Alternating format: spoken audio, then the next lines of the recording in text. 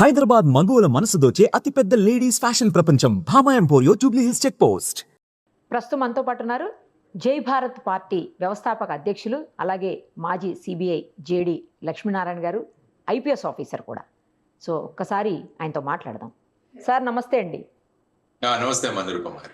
Sir ఇప్పుడు మిమ్మల్ని ఎందుకు అడిగాను అంటే, మనం లేటెస్ట్గా చూస్తున్నాము అరెస్టులు. తిట్టారని చెప్పి, గతంలో తిట్టారని చెప్పేసి పొలిటికల్ లీడర్స్ని వరుసగా అరెస్టులు చేస్తూ పోతా ఉన్నారు. అయితే ఇక్కడ నేను అడగబోతుంది ఏంటంటే సార్, టెక్నికల్ పాయింట్స్. ఎప్పుడైనా తిట్టినా కూడా ఇప్పుడు అరెస్ట్ చేయొచ్చా? ఎన్ని సంవత్సరాల తర్వాత అరెస్ట్ చేసే అవకాశం ఉంటుంది? తర్వాత తిట్టడం అనేది కేవలం డిఫమేషన్గానే తీసుకుంటారా, లేకపోతే వేరే ఏ సెక్షన్స్ అప్లికబుల్ అవుతాయి? ఒక ఐపీఎస్ ఆఫీసర్గా మీరు ఇలాంటి కేసులు చూసే ఉంటారు గతంలో కూడాను. సో ఇంకొకటి ఏంటంటే, సెలబ్రిటీస్ విషయంలో మాత్రమే అరెస్టులు ఉంటాయా? మిగతా విషయాల్లో, అంటే నార్మల్ పర్సన్స్ విషయంలో తిట్టినా కూడా, గలీజ్గా మాట్లాడినా కూడా అరెస్టులు ఉండవా? ఎవరికైనా ఒకటే రూల్ ఉంటుందా? ఒక్కసారి ఎక్స్ప్లెయిన్ చేయండి సార్. మనం ఏదైనా ఇటువంటి చట్టానికి సంబంధించిన విషయం మాట్లాడాలంటే ముందు భారత రాజ్యాంగం ఏం చెప్తుందో మనం ఆలోచించాలి సార్. ఏదైనా ఏ చట్టానికైనా మూలం భారత రాజ్యాంగం. రాజ్యాంగంలో మనకు అనేక ప్రాథమిక హక్కులు ఇవ్వబడ్డాయి. అందులో ఆర్టికల్ 19లో భావ స్వేచ్ఛ అన్నది ఉంటుంది. అంటే freedom of speech and expression అంటాం దాన్ని. అంటే నేను నా భావాలను ప్రకటించుకునే స్వేచ్ఛ నాకు ఉంటుంది అన్నది ఆర్టికల్ 19(1). కానీ ఈ భావ స్వేచ్ఛ ఉంది కదా అని నేను ఎటుపడితే అటు మాట్లాడకూడదు. దాని మీద కొన్ని రిస్ట్రిక్షన్స్ ఉంటాయి, నిర్బంధాలు ఉంటాయి. అది ఆర్టికల్ 19(2)లో చెప్పారు. 19(2)లో అంటే భారతదేశ సార్వభౌమత్వానికి కానీ, భారతదేశం యొక్క ఇతర దేశాలతో ఉన్న సత్సంబంధాలు కానీ, లేకుంటే ఇక్కడ పబ్లిక్ ఆర్డర్ కానీ, తర్వాత ఒక వ్యక్తి యొక్క మనుగడకు కానీ, ఒక వ్యక్తి యొక్క సమాజంలో వారికి ఉన్న ఒక పలుకుబడి కానీ, ఒక స్థానం కానీ, ఇలాంటి వాటికి ఎప్పుడైనా ఆ విధంగా నేను మాట్లాడేవి వీటికి సంబంధించి ఉండకూడదు అన్నది నా వాక్ స్వాతంత్రం మీద ఉన్న నిబంధనలు ఆరు నిర్బంధనలు. ఆ తర్వాత ఏంటంటే ఆర్టికల్ 21 కూడా ఒకసారి చదవాలంటే రైట్ టు లైఫ్. అంటే ప్రతి ఒక్కరికి జీవించడానికి హక్కు ఉంది మన దేశంలో. జీవించడం అంటే ఎలాగోలాగా జీవించడం కాదు. అంటే ఒక సమాజంలో మనకున్న స్థాయి, హోదా, దాన్ని బట్టి అంటే రైట్ టు లైఫ్ అంటే it includes right to life with decency. అంటే ఒక మర్యాద పూర్వకంగా మనిషికి జీవించే హక్కు ఉంది. కాబట్టి ఇటువంటి వాట్లను భంగం చేస్తే ఏమవుతుంది అన్నదానికి మనకు చట్టాలు వస్తాయి. రాజ్యాంగంలో ఇది నిర్దేశించబడింది, దానికోసం చట్టాలు చేశారు. అంటే ఎటువంటి వాక్ స్వాతంత్రం మీరు ఉపయోగించుకొని మీరు ఈ నిబంధనలు పాటించకుంటే మీ మీద ఎలాంటి కేసులు అవుతాయి అని చెప్పడానికి ఇంతకుముందు ఇండియన్ పీనల్ కోడ్ ఉండేది, అంటే పీసీ అంటాం. ఇప్పుడు దాని ప్రదేశంలో బిఎన్ఎస్ వచ్చింది, భారతీయ న్యాయ సంహిత. అంటే ఫర్ ఎగ్జాంపుల్ నేను ఏవైనా మాట్లాడితే 2 మతాల మధ్య చిచ్చు మొదలైంది, 2 ప్రాంతాల మధ్య చిచ్చు అయింది, 2 కులాల మధ్య చిచ్చు అయింది, వేరు భాషలు మాట్లాడే వాళ్ళ మధ్య చిచ్చు మొదలైంది. ఇలాంటివి నేను మాట్లాడితే దానికి ఒక సెక్షన్ ఉందన్నమాట. అందులో ఈ సెక్షన్ ప్రకారం నేను ఆ విధంగా చేస్తే నేను శిక్షార్హుడను అని ఒక సెక్షన్ అందులో పెడతారు. ఆ తరువాత ఒక వ్యక్తి యొక్క సమాజంలో ఉన్న స్థాయి ఏదైతే ఉందో దాన్ని కించపరిచేలాగా నేను మాట్లాడితే దాన్నే డిఫమేషన్ అంటాం. అంటే పరువు నష్టం. అంటే సమాజంలో ఒక వ్యక్తికి ఉన్న పరువుకి నష్టం కలిగించబడింది కాబట్టి ఆ వ్యక్తి నా మీద క్రిమినల్ గా అయినా వెళ్ళొచ్చు, సివిల్ గా అయినా వెళ్ళవచ్చు. అంటే క్రిమినల్ గా అంటే నా మీద, నేను సపోజ్ నా గురించి ఎవరైనా అసభ్యంగా మాట్లాడితే నేను న్యాయస్థానానికి వెళ్ళి ఒక కంప్లైంట్ దాఖలు చేస్తాను. అక్కడ న్యాయస్థానం వాళ్ళు దాన్ని తీసుకొని దాని ప్రకారంగా వాళ్ళు ఇప్పుడు దాన్ని నడిపిస్తారు. ఫర్ ఎగ్జాంపుల్ ఇప్పుడు మీరు రాహుల్ గాంధీ గారు తీసుకుంటే, ఆయన సావర్కర్ గారి గురించి ఎక్కడో మాట్లాడారు, ఈ విధంగా 2-3 కేసులు ఆయన మీద నడుస్తున్నాయి. సర్దార్ పటేల్ గారి గురించి మాట్లాడారు, ఆ విధంగా కొన్ని కేసులు ఆయన మీద నడుస్తున్నాయి. అది వచ్చేసి క్రిమినల్ డిఫమేషన్. అదే సివిల్ డిఫమేషన్ ఏంటంటే నా మీద ఈ విధంగా అసభ్యంగా మాట్లాడడం వల్ల నా పరువు సమాజంలో తగ్గిపోయింది కాబట్టి దానికి కాంపెన్సేషన్ గా నాకు 10 కోట్లు ఇవ్వాలి, 20 కోట్లు ఇవ్వాలి, ఇలా నేను ఒక కాంపెన్సేషన్ అడగొచ్చు అనమాట. దాన్ని సివిల్ డిఫమేషన్ సూట్ అంటాం. అంటే ఒకటి క్రిమినల్ డిఫమేషన్ సూట్ లో అవన్నీ ప్రూవ్ అయ్యి కోర్టులో వాళ్ళకి శిక్ష పడుతుంది. సివిల్ డిఫమేషన్ లో అయితే నేను ఏ అమౌంట్ అయితే అడిగానో ఆ అమౌంట్ కనుక కోర్టు ఆమోదిస్తే వారు నాకు చెల్లించాల్సి వస్తుంది. ఇది సివిల్ డిఫమేషన్. Hmm. ఆ తర్వాత మీరు తీసుకుంటే మనకు SC/ST prevention of atrocities act అని వచ్చింది. ఎవరినైనా షెడ్యూల్డ్ కులాలు, షెడ్యూల్డ్ తెగలు వారికి వారి కులానికి సంబంధించి ఎవరైనా మాట్లాడితే వాళ్ళ మీద కూడా వేరే చట్టమే ఉంది అసలు. సో ఈ విధంగా మీరు చూసుకుంటూ పోతుంటే మన మాట ఏదైతే ఉందో ఆ మాట సక్రమంగా లేకుంటే దాని మీద BNS లో, భారతీయ న్యాయ సంహితలో కానీ, అదే షెడ్యూల్డ్ కులాలు తెగలకు చెందితే వాళ్లకు SC/ST prevention of atrocity act కానీ, లేకుంటే డైరెక్ట్ గా వ్యక్తి కోర్టులో క్రిమినల్ డిఫమేషన్ కానీ, సివిల్ డిఫమేషన్ కానీ రెండు కానీ వాళ్ళు ఫైల్ చేసుకోవచ్చు. ఇది ప్రస్తుతం మనకు రాజ్యాంగం చెప్పింది. మన చట్టాల్లో ఉన్న ఏ విధమైన సెక్షన్లు ఉన్నాయి అన్నది మనం చూసుకోవాల్సిన ప్రధానమైన అంశం. కాబట్టి ఈ మధ్య సమాజంలో మీరు అన్నట్టు ఒకరినొకరు దూషించుకోవడం అన్నది చాలా ఎక్కువైపోయింది. Correct sir. ఎందుకంటే సమాజంలో మర్యాదలు, ఒక సాంప్రదాయాలు పాటించే విధానాలు తగ్గిపోయి వ్యక్తిగత దూషణలు, ఆ తర్వాత ఇంకా వ్యక్తిని కించపరుస్తూ వారి కుటుంబ సభ్యుల గురించి మాట్లాడడం, మహిళల పట్ల అసభ్యకరంగా మాట్లాడడం, ఇలాంటివి ప్రస్తుతం అదొక ఫ్యాషన్ గా మారిపోయింది. ట్రెండ్ అనుకుంటున్నారు సార్, అది ఆ ట్రెండ్ అంటున్నారు. కాబట్టి ఈ విధంగా మాట్లాడితే వెంటనే వారి గురించి చర్చ మొదలవుతుంది. మీరు కూడా టీవీల్లో కూడా డిబేట్లు పెడతారు. దానివల్ల ఏంటంటే ఒక వ్యక్తికి ఓవర్ నైట్ పాపులారిటీ వచ్చిన సందర్భాలు కూడా చాలా ఉన్నాయి మీకు. తర్వాత ఈ సోషల్ మీడియా వచ్చిన తర్వాత దీని ప్రభావం ఇంకా చాలా ఉంది. మొన్న ఒక వ్యక్తి అలహాబాదీ అని చెప్పేసి ఎంతో అసభ్యకరంగా మాట్లాడాడు కుటుంబ సంబంధాల గురించి. దాని మీద వాడు సుప్రీంకోర్టు కూడా వెళ్ళడం జరిగింది. అందుకనే సుప్రీంకోర్టు కేంద్ర ప్రభుత్వానికి సోషల్ మీడియాలో జరుగుతున్న ఈ విధమైన సంభాషణల మీద ఏదైనా మనము ఒక రూల్స్ అన్నవి పెట్టాలి అన్నది వారికి ఇచ్చిన డైరెక్షన్. సో ఈ విధమైన పరిస్థితులలో ప్రస్తుతం సమాజం ఉంది. మనం చూసుకుంటే ఇంకా అసెంబ్లీలో కూడా అత్యంత ఘోరంగా మాట్లాడుకునే సందర్భాలు మనం చూసాం. చట్టసభల్లో కూడా. అవును సార్. చట్టసభల్లో ఎంత దారుణంగా మాట్లాడుతున్నారంటే చట్టసభల్లో ఉన్న వాటిని లైవ్ టెలికాస్ట్ ఇచ్చారు. Correct sir, correct. ఎందుకంటే మన ప్రతినిధులు ఏ విధంగా వారు అక్కడ మన సమస్యలను తీసుకువెళుతున్నారన్నది చూడడానికి లైవ్ టెలికాస్ట్ ఏర్పాటు చేస్తే అవి చూడాలా వద్దా అన్న స్థాయికి మన వాళ్ళు దిగజారిపోయారు. సో ఆ విధమైన పరిస్థితులు, దానిని నివారించాల్సిన నాయకులు కూడా వారిని ప్రోత్సహించడాలు, ఇవన్నీ కూడా మనం చూస్తున్నాం.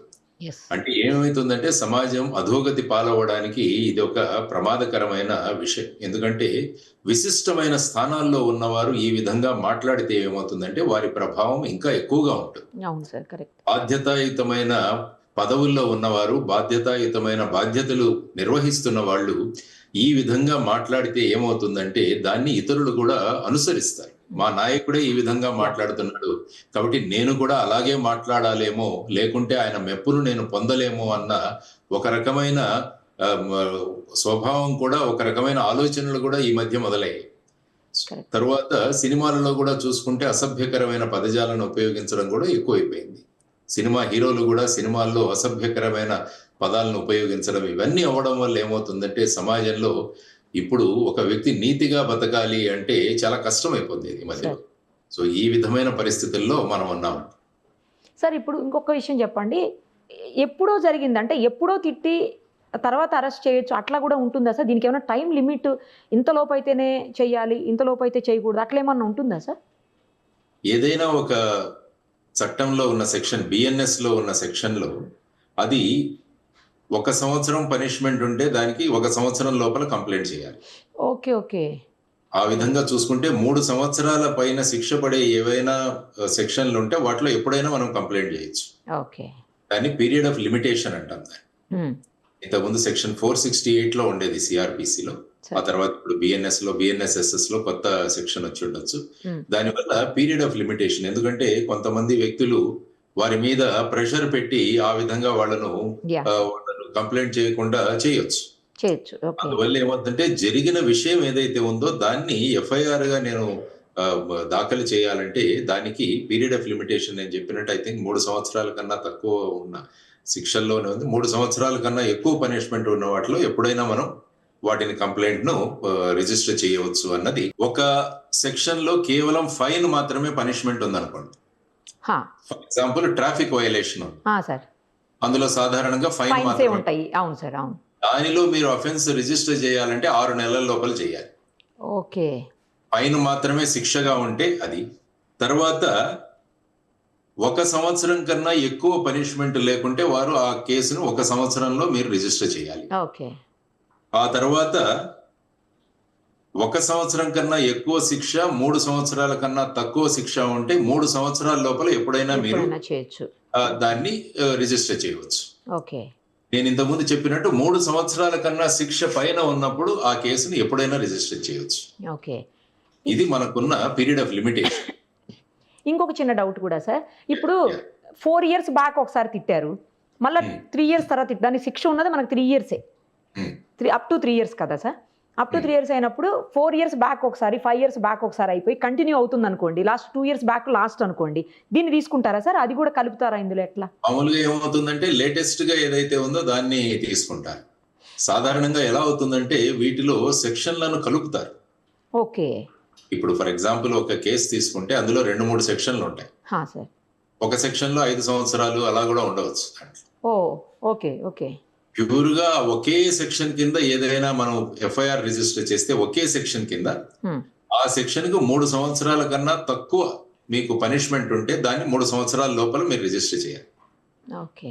సపోజ్ 3 సంవత్సరాల కన్నా అయిపోయిన తర్వాత ఆ కేసు రిజిస్టర్ చేయడానికి ఉండదు.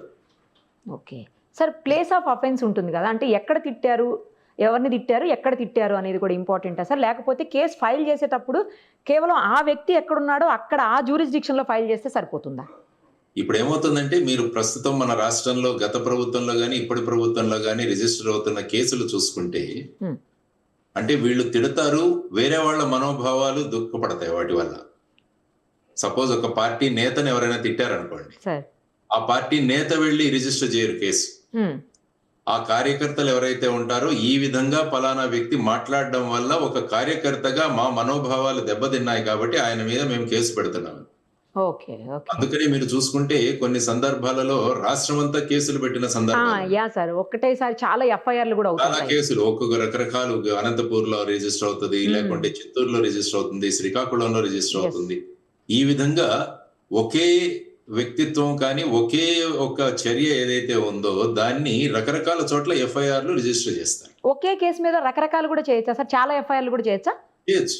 దానికని ఏమవుతుందంటే అప్పుడు హైకోర్టు వాళ్ళు ఏం చేస్తారంటే ఈ కేసులన్నింటినీ కూడా ఒక చోటికి తీసుకొచ్చి మెర్జ్ చేయడం అంటారు. అది హైకోర్టు చేస్తుంది. అప్పటి వరకు సింగిల్ ఎఫ్ఐఆర్ ప్రకారమే వాళ్ళ ఇన్వెస్టిగేషన్లు చేస్తుంటారు, ఎందుకంటే కంప్లైంట్ చేసిన వ్యక్తి వేరు కాబట్టి. సపోజ్ 2 రాష్ట్రాలలో కేసులు రిజిస్టర్ అయ్యింది అనుకుందాం, ఫర్ ఎగ్జాంపుల్ తెలంగాణలో కూడా రిజిస్టర్ చేశారు అనుకుందాం. అప్పుడు ఏమవుతుందంటే సుప్రీంకోర్టు రంగంలోకి రావాలి. ఓకే. సుప్రీంకోర్టు రంగంలో వచ్చి 2 రాష్ట్రాలలో ఒకే విషయం మీద 2 కేసులు రిజిస్టర్ అయ్యాయి కాబట్టి వీటన్నిటినీ కలిపి ఒకే ఎఫ్ఐఆర్ గా ట్రీట్ చేయండి. ఫర్ ఎగ్జాంపుల్ అర్నబ్ గోస్వామి అనే ఒక వ్యక్తి ఉంటారు రిపబ్లికన్ టీవీలో, ఆయన మీద పలు కేసులు రిజిస్టర్ అయ్యాయి. సో వాటన్నిటినీ సంకలనం చేసి ఒకే చోట చేయండి అన్నది సుప్రీంకోర్టు వస్తుంది అనమాట. సో ఈ విధమైన మనకు చట్టంలో ఈ విధమైన ఆ విధమైన చర్యలు తీసుకోవాల్సి వస్తుంది. సార్, ఇప్పుడు పొలిటికల్ లీడర్స్ తిట్టుకుంటేనో లేకపోతే సెలబ్రిటీస్ తిట్టుకుంటేనో ఒక రకమైనటువంటి రియాక్షన్ ఉంటుంది. నార్మల్ పర్సన్స్ కూడా చాలా దారుణంగా తిట్టుకుని కొట్టుకునేటువంటి పరిస్థితులు ఉంటాయి, నీచంగా మాట్లాడే పరిస్థితులు. మరి అలాంటప్పుడు ఇవేమీ రావా సార్? ఎందుకని సెలబ్రిటీస్ విషయంలోనే పోలీసులు అంత సీరియస్గా ఫాస్ట్గా యాక్షన్ తీసుకుంటారు? మీరు కూడా ఒకప్పుడు పోలీస్ ఆఫీసర్ కదా, అందుకని అడుగుతున్నాను. ఏమవుతుందంటే ఈ చట్టం ముందు అందరూ సమానమే. Right to this is called rule of law. Okay. అంటే చట్టాన్ని ఎవరు ఉల్లంఘిస్తారో వాళ్ళు ఏ స్థాయిలో ఉన్నా కూడా వారి మీద మనము చర్యలు తీసుకోవాలన్నది rule of law.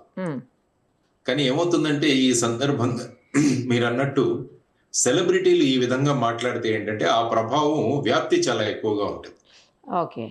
For example 2 వ్యక్తులు రోడ్డు మీద తిట్టుకున్నారు, అది పరిమితి అక్కడే ఆ రోడ్డే.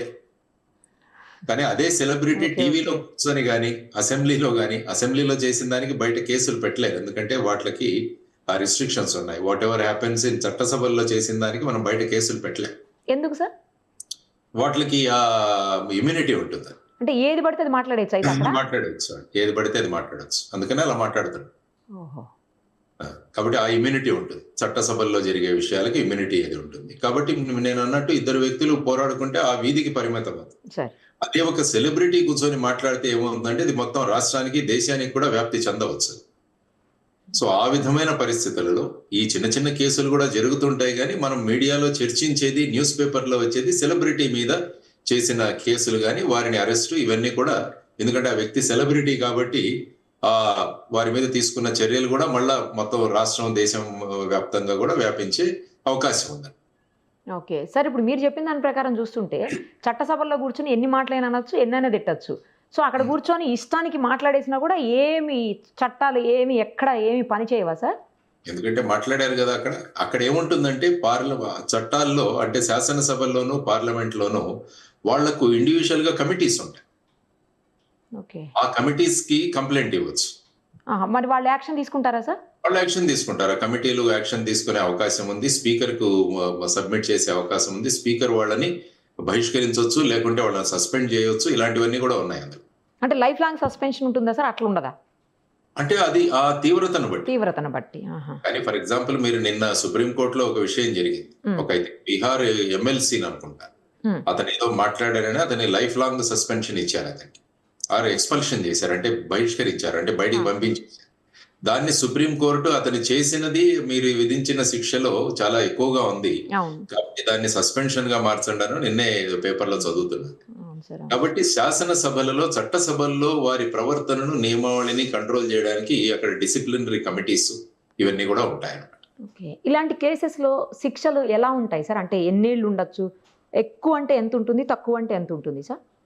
ఫర్ ఎగ్జాంపుల్ ఇప్పుడు మీరు ఒక వ్యక్తి మాట్లాడడం వల్ల వివిధ మతాల మధ్య, వివిధ కులాల మధ్య ఆ విధమైన చిచ్చు రేగిందనుకోండి, దానివల్ల ఏంటంటే సమాజంలో ఉన్న సమైక్యత ఏదైతే ఉందో, హార్మోనీ అంటాం దాన్ని, అది భంగం కలిగితే వారికి 3 సంవత్సరాల శిక్ష.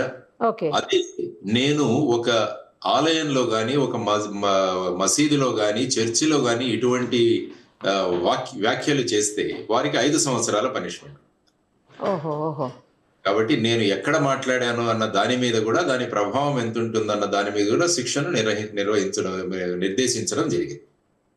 సార్ ఇంకొకటి దీనికి రిలేటెడ్ కాదు కానీ ఒక్కటి అడగాలి సార్ మిమ్మల్ని. ఏంటంటే ఈ మధ్యకాలంలో నేను ఒక కేసులో చూశాను, మర్డర్ జరిగింది సార్. మర్డర్ జరిగిన తర్వాత ఆ మర్డర్లు చేసినప్పుడు కొంతమంది సాక్ష్యాలు ఉన్నారు, ఆధారాలు అన్ని కోర్టుకి సబ్మిట్ చేశారు.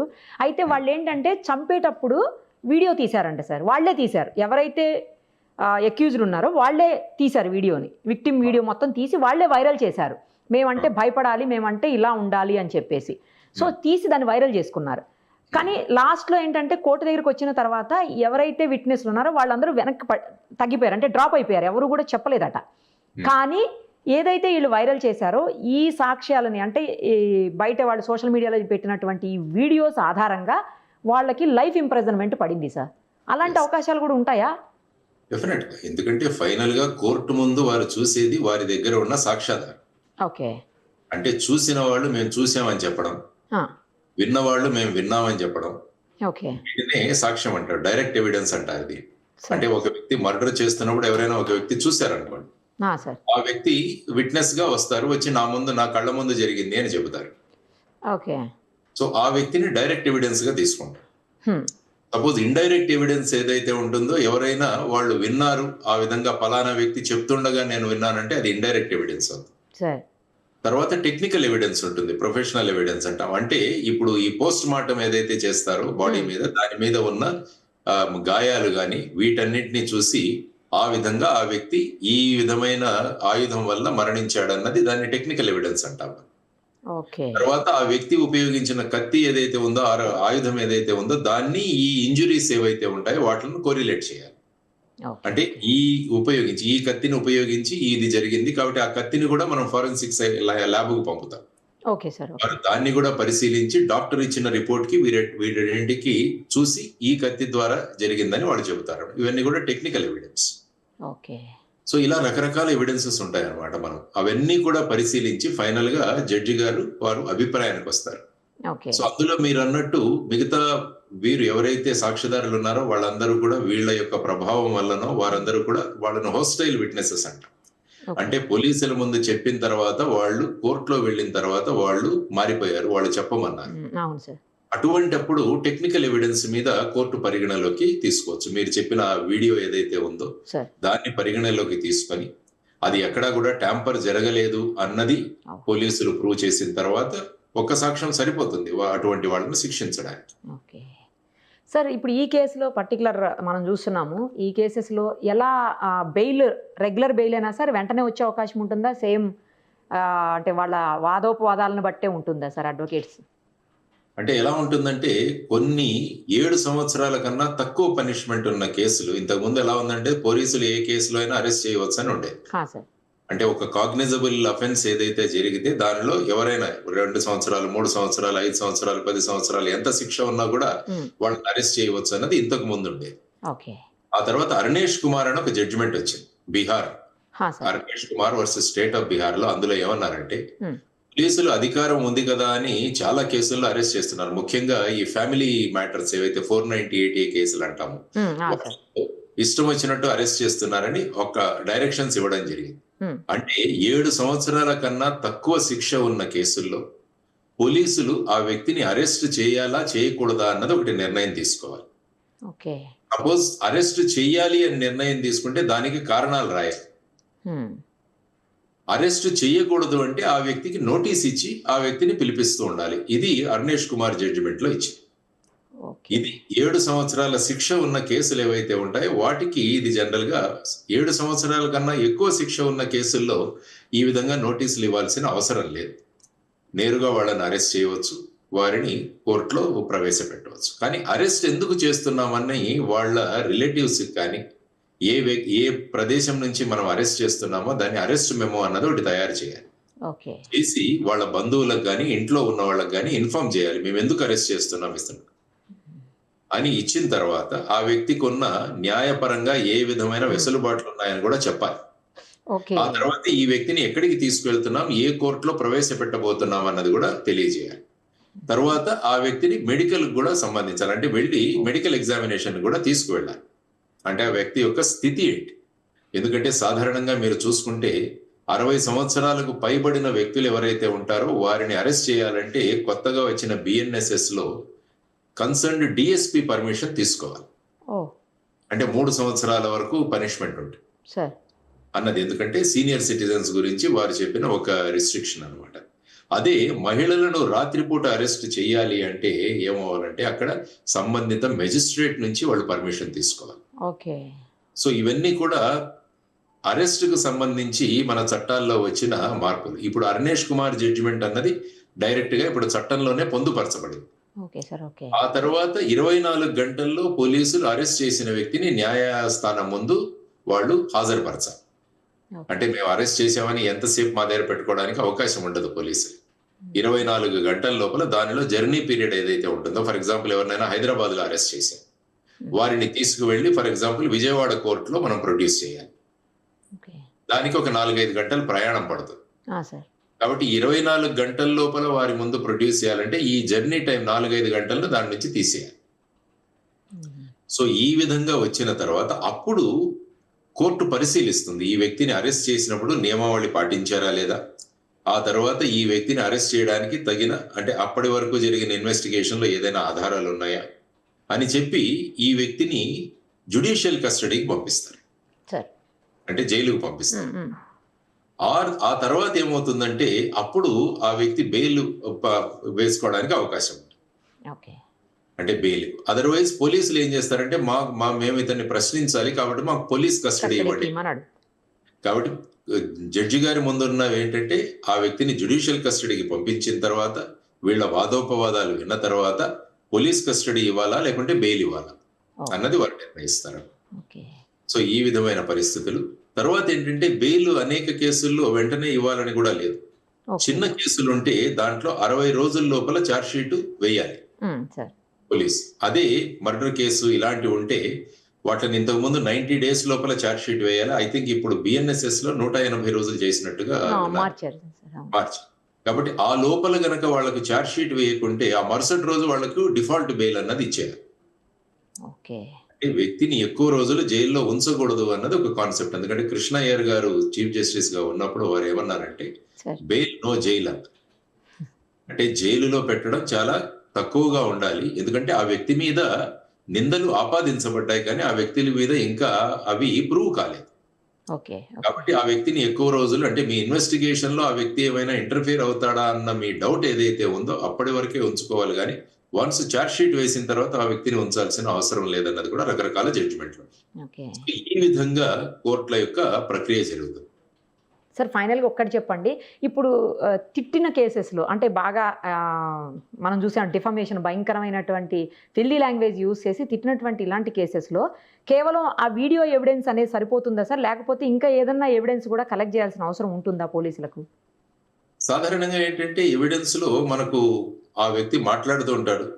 ఆ తర్వాత ఆ వీడియోని కలెక్ట్ చేసి హ్మ్.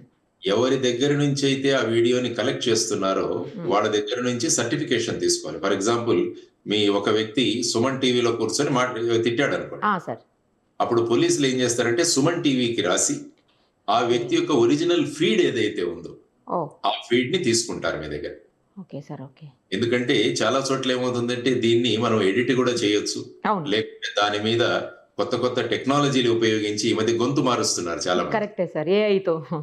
ఏఐతో ఆ వ్యక్తి మాట్లాడకున్నా కూడా ఆ మాటలు మాట్లాడినట్టు ఆ వ్యక్తి యొక్క మిమిక్రీ ఆర్టిస్టులతో మాట్లాడించడం అవును. ఇవన్నీ కూడా జరుగుతుంటాయి. కాబట్టి టెక్నికల్ గా ఇన్వెస్టిగేట్ చేసేటప్పుడు ఇవన్నీ కూడా పోలీసులు వాటిని దృష్టిలో ఉంచుకొని ఇది ఎక్కడా కూడా ట్యాంపర్ కాబడలేదు అన్నది తర్వాత ఆ స్టూడియోలోకి వచ్చి మీ దగ్గర నుంచి కూడా స్టేట్మెంట్ తీసుకుంటారు. పలానా వ్యక్తి ఆ రోజు మా స్టూడియోకి వచ్చి ఆ విధంగా మాట్లాడాడు, ఇది మా ఒరిజినల్ ఫీడ్ అన్నది సబ్మిషన్ తీసుకొని దాన్ని కోర్టులో సబ్మిట్ చేస్తారు. మరి డైరెక్ట్ ఏదైనా ప్రెస్ మీట్‌లో, ప్రెస్ క్లబ్‌లో, ప్రెస్ మీట్స్‌లో మాట్లాడితే సార్? అక్కడ కూడా ఉంటుంది. ఎవరైతే మరి ప్రెస్ మీట్ లో పెట్టిన తర్వాత ఏదో ఒక టీవీ లైవ్ టెలికాస్ట్ చేస్తారు వస్తుంది సార్. ఆర్ ఏదైనా టీవీలో కూడా వస్తుంది కదా, అక్కడ నుంచి తీసుకుంటారు. అంటే దాని original source important. Original source అన్నది ఇంపార్టెంట్. ఆ విధంగా ఇన్వెస్టిగేషన్ లో ఒరిజినల్ సోర్స్ అని తీసుకుంటూ ఉంటారు. ఎందుకంటే రేపు కోర్టులో వీళ్ళు ప్రవేశపెడతారు, ఇది మేము మాట్లాడలేదు, మేము వేరే మాట్లాడితే ఈ విధంగా దాన్ని ఎడిట్ చేసి లేకుంటే దాని మీద సూపర్ ఇంపోజ్ చేసి ఈ విధంగా చేశారని కూడా అవతల వైపు వాళ్ళు వాదిస్తారు. కాబట్టి వాటన్నిటినీ కూడా దృష్టిలో ఉంచుకొని పోలీస్ ఇన్వెస్టిగేషన్ జరగాలి అన్నది ప్రధానంగా మనం చూడాలి. Thank you sir. Thank you so much. చాలా క్లియర్‌గా న్యాయపరంగా ఎలాంటి అంటే ఇలాంటి జరిగినప్పుడు న్యాయపరంగా ఉండేటువంటి అన్ని అంశాలని కూడా చాలా స్పష్టంగా చెప్పారు sir. Thank you sir. Thank you so much.